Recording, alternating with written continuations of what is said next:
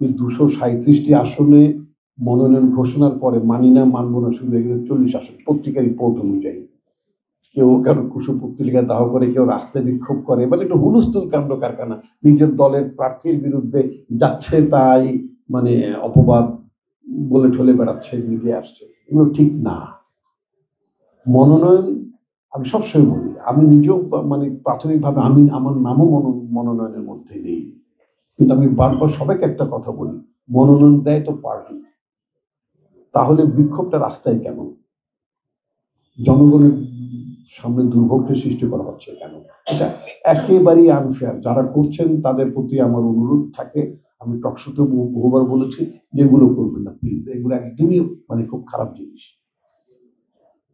Main সমস্যা যেটা হচ্ছে, যেটা আমি বহুবার টকশোতে গত 4 বছর ধরে বলে আসছি, কারণ আমার বেস্ট ফোরাম হচ্ছে টেলিভিশনের টকশোগুলোতে, ওখানে আমি বলি, ওখানে আমি অ্যাডভোকেসি করি।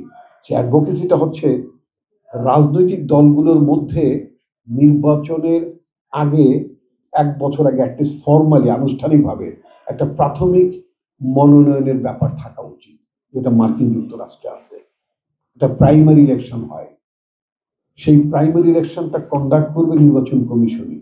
তার আগে যেটা হবে সেটা হচ্ছে রাজনৈতিক দলের সমর্থকরা নিজ দলের পক্ষে তারা নিবন্ধিত হবে নির্বাচন কমিশনে, যেটা আমাদের দেশে সেই আইনটা নাই। এটা ছোট্ট আইন, এটার জন্য 2/3 মানে সমর্থন লাগে না পার্লামেন্ট, একটা ছোট্ট একটা আইন।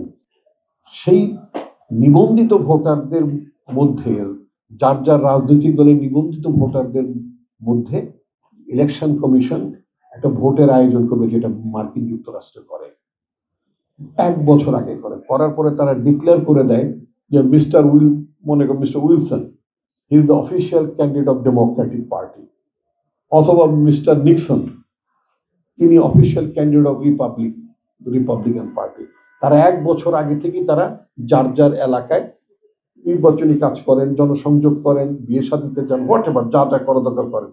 আর যিনি প্রাইমারি ইলেকশনে হেরে যান দলের ভোটে, 4-5 জন তো প্রার্থী থাকতে পারে। আমাদের নির্বাচনী ব্যবস্থায়, মনোনয়ন ব্যবস্থায় ভবিষ্যতে সংস্কারের ব্যাপারটা আনতে হবে।